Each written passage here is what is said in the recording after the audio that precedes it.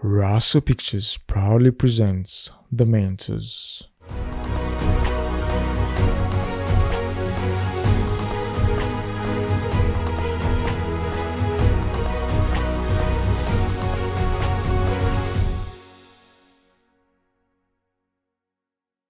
The Mentors Show proudly brought to you by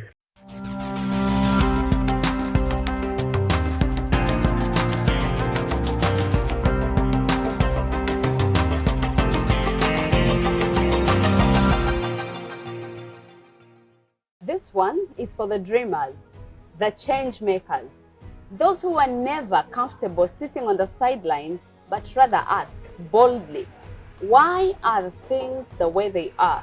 And what can I do to make them better? Our next panelist today on The Mentors is one gentleman who has stood up against all odds and is willing to run for mayorship, the highest position in the capital of Uganda. We get to know him more and understand why he feels he's up to the herculean task. Ladies and gentlemen, welcome Mr. Mayanja Yaquob Musaazi. Thank you very much. You're welcome to the show. Thank you very much. So, you are running for mayor. That is all we know, but we would like to know you more. Who are you really? Mayanja Yaquob Musaazi. I was born from Kampala. My dad is called Musaazi Yasin. My mom is Nakaziva Kulthum. I've studied from Kampala. My nursery is from Naguru parents. That's Nakawa. I went to King Fahad Primary School. From there I went to Kawempe Muslim Primary School. From there I went to Tsas College School. Then I went to Islamic University in Uganda, where I finished my first bachelor's of social works and social administration. Now I'm back there for my bachelor's in law. As of today, I'm running for the position of Lord Mayorship. I work with Proline Film Academy, and I am the marketing director. I'm also the founding member, one of the founding members of Afrix Concept Uganda Limited. I work with Extremely Together. I'm one of the young 20 leaders of Kofi Annan Foundation. We do champion silencing the guns, and we front peace in Africa. And onto that, I'm an ambassador of peace. And I'm also a member of One Young World. It's a global foundation that fronts youth into leadership of their generation. That is a lot of information for one person. So if you were to describe yourself in 3 words, what words best describe you? I am a peace ambassador. You're a peace ambassador? Yes. Okay, so now, for how long have you been interested in joining politics? As a youth in politics, what could you say your dreams were when you were growing up? I was born on 8th October 1996. What? 8th October 1996. Wow. Okay. Yes. Okay. Dreams. So 1996, I was born, and I've been in politics since my childhood, because my dad is part of the liberators of this country. So I found myself part of politics in that line. When you trace my background as per education, I have been a leader right from school. To come to university, I contested for guild president. I was won, and I was made a minister. But I'm lucky, my manifesto was implemented. It was used to be the one to implement. When you go back to my university, everything that is there today is because of my initiative. So, how do I come to end up in this race? In 2017, they were amending Article 102B, and they wanted to do away with age limits with the presidents. So at first I wasn't concerned, but as time went on, I said, let me be concerned, because I'm a citizen of this nation. On picking my concern, I said, how do we benefit as youths in this whole saga, because everyone was like, they shouldn't amend because President Museveni has been leading this country for the last 30 years and it's now crumbling. So I said, we can't refuse him to do what he wants, especially when he's got the majority in the parliament. What do we do? I joined my colleagues, we went into parliament, we presented our view, that was, as they are amending, let them also amend the lower age limits. Okay. To usher in our age. Younger people. Because in any problem, I was told to see a blessing. So I said, this is our time now. The only way to change the status quo, we should come to the deciding table as youths. Because every time and again we've been fronting our problems, but the people that are on the table are deciding the fate of these problems and solutions. They are not attached to the problems. So I said, let me engage myself directly. Okay. So when they are, we fronted our views, and our presentation, if I may say, it constituted 70% of what they presented before the parliament, before the house. They bought it, and today, if you look around Uganda, almost from the age of 18, people have contested on bigger positions, because I believe the only way to make a change is to have a voice of those that are crying, those who have an attachment to their problems. That's when we shall have change to the table. So that's how I end up here. Okay. Yeah. And on that note, I want to ask you if you indeed believe that the voices of the young people are listened or paid attention to in this country. Do you believe it in your heart or what you've experienced so far? Yeah. Do you think if you stood to speak on behalf of the rest of us, that your voice would be given, that your voice would actually be listened to, and that the things that we ask for through you will actually be paid attention to? Well, when you look at the position that I'm aiming at, is the biggest position right from introduction. In fact, you termed it a Hercules kind of. A Hercules task. Yeah. So it's the biggest office in the city that is just elected. And with elections, it means you're not just selected. Somebody selected is appointed and can be disappointed at any time. But somebody elected, it's upon the will of the masses that did elect him to say, we no longer want you, and that's just after another term. So I believe if at all we have the biggest voice, because we are the biggest generations, implying if at all problems have befell Uganda, they are only attacking the majority. You get the point? And we are the majority as it is. So I believe if at all we have the deciding voice, we shall have a change. Okay. Because the person that you are sending is got an attachment to the problems. Leave alone the status quo where the people we are sending there, they have no attachment to our problems. They don't know what is happening Absolutely. on the ground. Okay. Absolutely. And then I would like to ask you what challenges you're facing as a youth in politics, but also look at the people you're running against.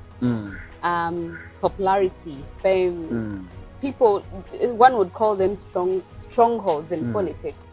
What challenges are you facing? Perhaps that would shed more light on the rest of us who have been yearning to run for politics, but have our reservations. Okay. We need to accept that everything's got its own challenges, but you have to weigh, what are you aiming at? Are you focusing on the challenges or are you focusing on your goal? One of the challenges that I'm facing is because of the age. There is a stereotype in Africa where we think that it's called, somebody told me that it's age-centrism, kind of. So we think somebody being young, they can't make a difference in their society. But when you look at it on a wider spectrum, you'll find out that a lot of young people have changed their communities. You get the point. So my challenge, my biggest challenge is that I've got to convince my own generation To believe in you. to believe in me. You understand? I have got to also convince the generation before me or before us to believe in me. I have also got to convince the next generation. You understand? Because it's behind us. Yes. That's the biggest challenge. Yes. But regardless, I have to front myself. You know, it all starts with beginning. Once you begin, the rest will come to flow by its own. So that's the biggest challenge. When you look at the economics that comes with it, it's also another challenge, but we have to move. You see, as you're coming up, and this should be a lesson to everyone, as you're coming up, you need to build your network. Your network is your network. I am young, but I've tried much to build my network. I have friends from government, I have friends from opposition, I have friends from all over. Speaking of which, your opposition, you're running on the ANT Yes, card. yes. Okay. In fact, just on that point, if you look at my flag bearer, Yes. General Mugisha Muntu, Yes. he was army commander at the age of 24 years. And he was commanding a national force. You get the point? So they should look at that and they believe in me. Shall have a change. I have an attachment to the problems, and I have tried much to impact my generation. So age is not a problem. What can you do? You see, before we ask ourselves, what can our country do for us? We should ask ourselves, what can we do for our country? Are we just going to look on as it's deteriorating, or are we just going to engage ourselves into committing to a cause of change? Get the point? So I committed myself and my colleagues. We need to be a part of the change. Okay. Yes. So what can you do for our country? What can you do for Kampala? I was reading, and in one of the statements, one of the things you actually believe in, you say, and I quote, the reason why we have all these people in the central business district is because we've ignored the outskirts and the suburbs. We have failed to develop the outskirts of Kampala, hence everyone pours into the CBD. Let's say you've been elected. I don't know if I am swimming upstream before election happens. Elections happen rather, but what do you think would be the perfect strategy to tackle that problem? Of congestion in the yes, CBD? Congestion in the city. Well, I've said it time and again wherever I go, whenever I face the camera, and I've told the people the problems we are having in the city are human-made, so they can be put away by still human solutions. It's not going to be rocket science that we shall have our problems solved. We need to have the will to change them by ourselves. Well, I've said time and again, the reason why we are having congestion in the city, you see, these cars are not more than the population, as in demographics, or the human population in the city. We are the ones that are congested, not the cars, much as they want to twist it to the motorists and also the cars. But the problem is with us. We are the ones bringing congestion because we are the ones taking in those cars in the CBD. What we shall do, we are having 5 divisions in Kampala. Every division we shall look at what is it that brings these people into the CBD. If at all it's health services that brings them, why don't we prioritize every division to have its own state-of-the-art hospital to facilitate that, how is it called, that problem? You understand? If at all it's about markets, let's put markets in every division that will foster or facilitate that service to the people that are coming from those divisions. You understand? It's a matter of standardizing these divisions to the level of this central division. That's when we shall have congestion contained. Dealt with. Dealt with. We need to see only people coming from Kono, Wakiso, coming from Masaka and elsewhere to purchase from the CBD. Why should somebody from Kampala travel still within Kampala to look for something? Yeah, when you can access it in Absolutely. the outskirts, wherever you live. Absolutely. Yeah, I So, hear your point. our leaders have come to stigmatize the rest of the divisions. They think Kampala is generally in Central. Kampala is big. You understand? It goes up to Nakawa, it goes up to Kawempe, Sowera, it goes up to Machindi, it goes up to Rubaga, Nalukolongo, Natete, those sites. You understand? That's Kampala. Kampala doesn't stop at Senyi, it doesn't stop at Nakasero. Yeah, that's Kampala. Okay. So that's how I'll tackle that. Okay. And at this moment, we'll take a very, very short break. Please do not go away because we are still having a chat with Mr. Mayanja Yaquob Musaazi, who is in the running to becoming the Lord Mayor of Kampala, capital city. And definitely, I'm personally blown away by how young he is. And I think you are like the perfect example right now for other young people to take the stand and then stand against all these challenges and say, we are part of this country. We have positions in this country and we do not see why we cannot be allowed to stand and represent the generation that we come from. So we take a short break. We'll be back.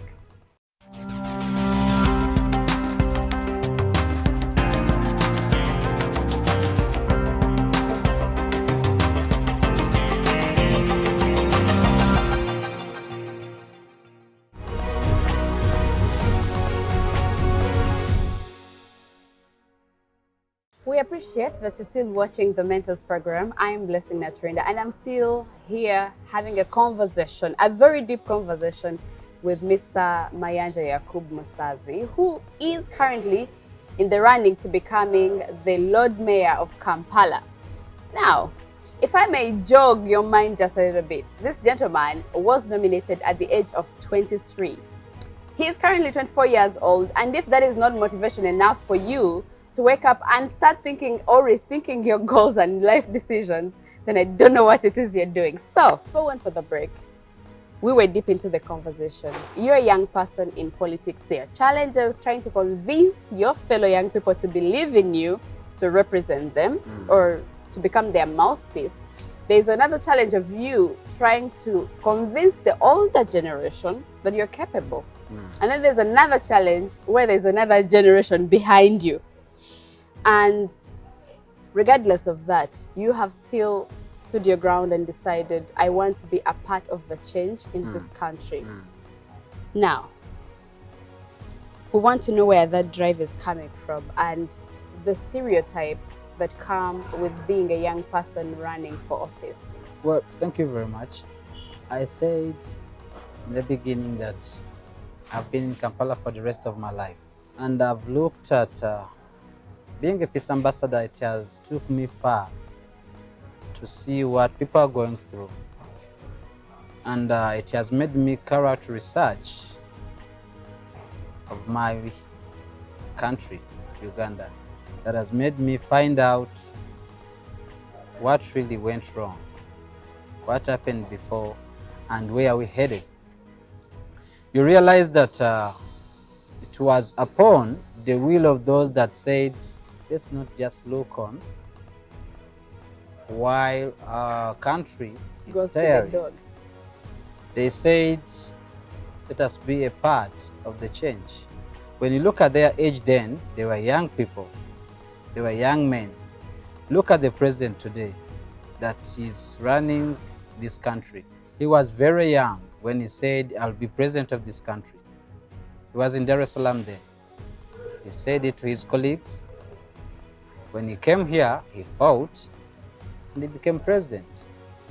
As a peace ambassador, we're not taking that route of fighting. You see, there is a problem, and Jeff Kennedy said this. There is a view that says peace is impossible to prevail. We are caught up with a belief that without war, the world won't progress. But that's a wrong belief, because it brings us to a conclusion that it is impossible. It's unreal. Well, it's real. Peace can be anywhere. And this starts with us. We need to first examine ourselves towards change, towards peace. If at all your society, for my case Kampala, is deteriorating, I had to first examine myself. When I ran for Lord Mayorship, what do I want out of it? If at all I make it, I want to leave a legacy behind, not my legacy, but my generational legacy, that will say that it was young men that started up real leadership in Uganda. Whenever I go, I implore every youth whom we opened a bar of the age. They contested, well and good, but I tell them, let no one be discouraged that they won't make it. It all starts with beginning. Once you begin, the card of supporters comes in. They'll come out. Some will believe in you. Some will take a step beyond believing in you. They'll support you financially, with words, with guidance, and all that. So it's a question of beginning. So I began this, and I must say that ever since I began, I have been on the line of convincing my seriousness towards the masses, starting with my family. My dad told me, don't run. Don't start creating enmity with the people, because politics comes with that. You'll hate people. Some will decide to do away with you because you are running against their people. You understand? So I told him, you are a soldier. You went to the bush with Museveni and you were fighting for the cause to liberate this nation. You did your job. By then you were young. Today you yourself, you're saying it. You are not happy with the status quo. So what do? Do I have to first wait for him to die and live with it? Or I also have to leave my children to face what I've faced? I went to the bad schools. Why do you call them the bad schools? Yeah, they're bad schools because during the times of my parents, they had to pay 80,000 shillings. And on those 80,000 shillings, they had to get a uniform, breakfast, lunch, evening tea, and also books. 80,000. Today you have to pay 2 million shillings. You understand? For you to get all that. In fact, more than that. You get the point. So we need to sit down and redirect our nation. If at all I'm at the age of legal maturity, which is 18, in fact beyond, I don't have to be told that now it's time for you. I have to examine myself. Am I ready? Yes, I am ready today. So every youth that's outside there, you can do it. This is a question of believing in yourself and believing in your cause. Is your cause a good cause? Well and good. If at all it's a good cause, front it, present it to the masses, you will be supported. We shall encourage you. You see, liberty, all the success of liberty comes with a lot of things. We shall pay a price, we will support friends, we will be discouraged, we will meet hardships. Just of yesterday, I remember our brothers from National Unity Platform, they were raided by the current government. And whatever their organization was disorganized. You get the point.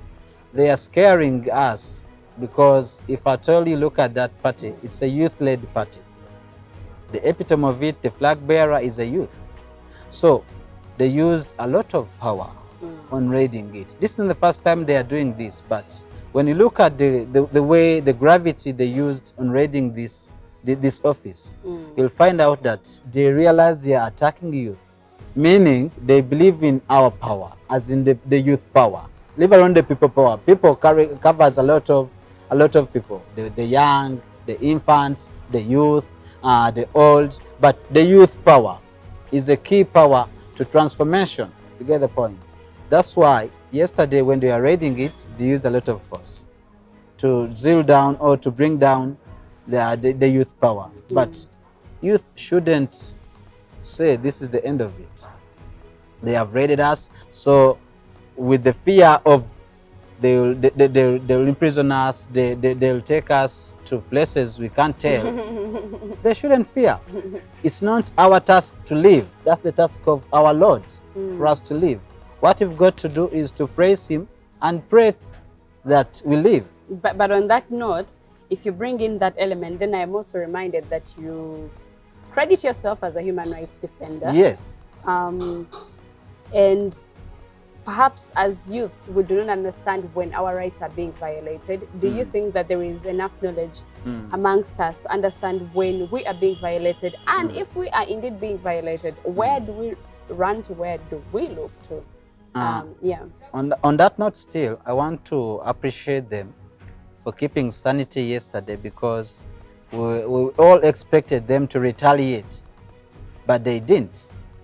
And would have seen bloodshed, much as it was there, but it wasn't as per what was expected. So I appreciate them. You see, for you to understand that you're being violated, it is very simple. When something dissatisfies you, you are violated. And you can't justify peace with democracy. You can't justify violation with democracy. You understand? So it's upon you to examine yourself. What do I want? If you want peace, research about it. How does it flow? You understand? How is it infringed? So it's upon you to understand what you want, go about it. You see, we waste a lot of time on phone in irrelevancies, but you can research about peace. This is a study, and it's a question of mastering what you want. It's a process for you to understand peace, how peace is violated, and all that. Yeah. So you're encouraging us to read and research and understand the environment. Therefore, we will understand when we are being violated. Absolutely. And before we wrap up, what keeps you going every morning that you wake up and are faced up with all these challenges that we mentioned earlier? What keeps you going? What keeps you motivated? Bob Wine Kyagulanyi Ssentamu has got a song. It's called Situka Tutambule. Situka Tutambule in English is Rise up. Rise up and move. Every morning I have to listen to that song. And when you listen to that song, you feel the message of revolution. That revolutionary message keeps me going, because you'll come to understand that you are not doing it for yourself. We are doing it for the next generation and those that are with us but will live beyond us. So that's why we keep, every day we keep moving, we keep going. We are to meet hardships because that's a part of the journey. Wherever you go, you have to meet hardships. That's life. But what do? Are you going to sit down, or you have to take away those hardships? How do you take them away? Face them. If it's a matter of dialogue, they will get away. If it's a matter of putting them away, put them away. If it requires you engaging yourself into them, sometimes you have to enter those hardships. Put them away. Yeah, and you can only do that when you still have power, the youth power. That's what I mean. Leave alone when you are old and you have to send men in uniform to go and carry out your task. You'll find that when you look at the men that are sent, it's still youth that are sent to act radical towards fellow youth. On behalf of someone else. On behalf of an old guy. You understand? So it's a question of understanding, what do you want as a youth? I want a country that's violent free. I want a country that's full of sanity, that's full of peace. So whenever I feel disenfranchised, whenever I feel disturbed, what do? I'll have to first keep quiet. I think. You see, Henry Ford said thinking is the hardest thing there is. That's why many people run away from it. But it's the only way to guide your actions. Whenever you want to do something, think about it. Weigh it. Be mathematical. Much is not going to do 1 + 2. Yeah. But be mathematical. Calculate. What am I gaining when I do this? What am I losing when I do this? What is it taking? Where is it taking me? And if at all I do it, is it sustainable? You understand? Is it to benefit those that are coming after us? Yeah. It's not about our generation, or it's not about you today, but even after those that are coming after you. You understand? So I think it's a question of understanding where you are headed, where you're coming from, and what do you want, you personally. If at all you want to live luxurious, what do you do? You go for it, but peacefully. If at all it requires working, wake up every day and work. You'll see that, in fact, youth have been working for the rest of their life. We are working, but we are not gaining out of that work. Yeah. You understand? You see these cameras that are operated by youth. Every day they are working, but is it summing up is the energy valuable to what they are earning at the end of the day? At the end of the day. Yeah. So we need to create an environment, and I am fronting youth because they are the most is the biggest generation, or they are the biggest number that are being faced with these problems. And they're the most productive. They are the most productive. Yes. You understand? Our economy stands on the will of the youth. You understand? So I am fronting them. Annually, where I work with Proline Film Academy, annually we release around 100, and I am in charge of exposing these finalists to the world of work. So what do? Annually we release 100 students. But those 100 students, we have a course of entrepreneurship. We prepare them to deploy themselves and colleagues, not to be employed. We have a problem of employment. What do we do about it? Are you going to create employment? No. You're going to create people that can deploy themselves and colleagues. Annually, 100 people are out, and those 100 people, each of them will make sure he employs 10 people that were not part of the 100. Yeah. But I'm sure that is also possible if the environment and the country you are working in is really favorable to the little startups that people start. You have heavy taxes on little things that youths are coming up with. Yeah, so I can understand why a young person would be interested in running for a top office in the country. Yeah. That's the environment I was talking about. Environment that favors everyone. Much as I have small capital, can I earn big out of it? Yeah. Can I still work with 1 million and make it 10 million at the end of the year? You understand? Because people are working year in, year out. They are not moving. They are surviving. They are not living. People need to live life. Today, Ugandans and people of Kampala, they are surviving. They are surviving. We need to live. So, one of my focus point is to see that we create an environment for everyone, regardless. Whichever capital you have, start up with it and out of it. And any final remarks for the young people who are watching us right now?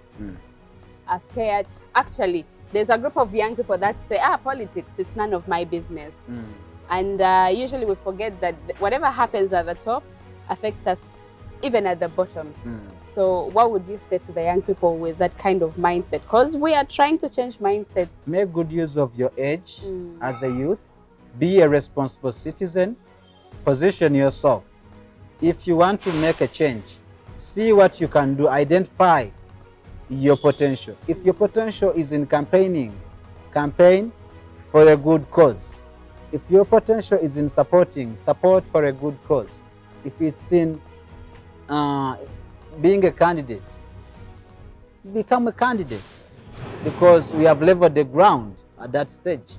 We have leveled it. At the age of 18, you run for president. There is my friend Burobuto, John. He's running for presidency. I think he's 26 or 25. You understand? He's running for presidency. In fact, he's the youngest in the race. So, at whatever stage, identify yourself as a responsible citizen, not a person to be used by those that are in power, by those that are violating. If I may say, you'll find that some of us, we are hitting our brothers, blood brothers, because I was given 1,000 shillings to go and hit the other. So I think we should become responsible citizens at the tender age. We shall have a Uganda we want, and you are not living because you are here today. You are living for the next generation to come and also enjoy. If at all you see Mabira is being attacked, don't just sit back. You go plant a tree, and after planting a tree, face those ones that want to put down Mabira. Tell them that's wrong. That's not the way to go. They normally hide it in the name of prioritizing infrastructures. Is that our problem? Infrastructures have never been our problem. We can set up infrastructures at whatever cost if at all the economy is stabilized. The economy will be stabilized with the laws and policies that are in place. First, stabilize the economy with policies and laws. If at all taxes that are in place are not pleasant to the masses, revise them. Policies, revise them so that they can fit into the minds of the masses. If I may say, as I'm concluding this, when you look at Wandegea market, it's empty, but it's a state-of-the-art market. You understand? But the problem came in because they didn't plan as we are coming up with that market. At the end of it, those ones working from the market, those ones working that have got to go into those markets, they're not entering because the market wasn't well planned. So we're having a problem with the leadership at City Hall, with the leadership at the epitome of the country. We need to revisit where our Uganda is heading, our mother Uganda. Don't sit back when your mother Uganda is being raped by its own sons. You wake up and put up your voice if at all you only have a voice. Put up your hand if at all you only have a hand. Move. Is this the beginning of your legacy? This is not the beginning of my legacy. I've been impacting from my childhood. I've been impacting. If you can trace, I've been impacting. When you go back to my schools, I had to make sure before I leave this school, I have to plant trees. Okay. Not because I want to be remembered as somebody that planted trees, but because I know where we are headed with industrialization.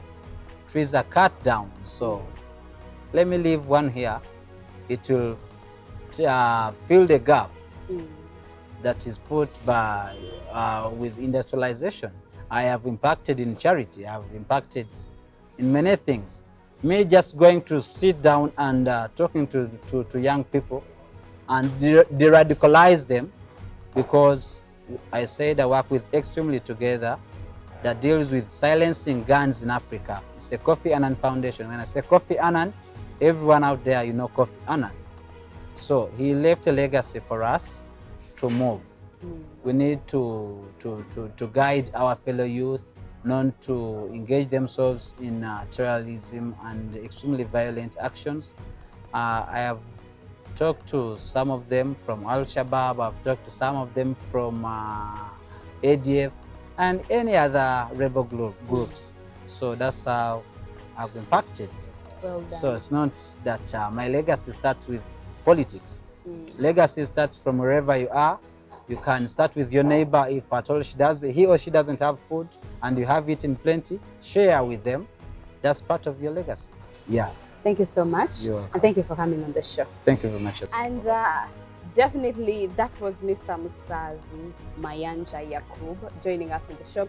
And by now you already know that we meant it when we said that we are bringing people on the show who are dismantling the status quo. We are bringing on dreamers who are helping you reach for your potential and explore it. And so we hope that by the end of today's program, you feel re-energized to revisit your goals, your decisions, your dreams, and definitely we would love to see what it is you're doing after you have encountered this message. If you have anyone that you would like to see on the show, do not hesitate to reach out to us. We will be very happy to hear and respond to you. I am Blessing Natrinda, and I'll see you in the next episode.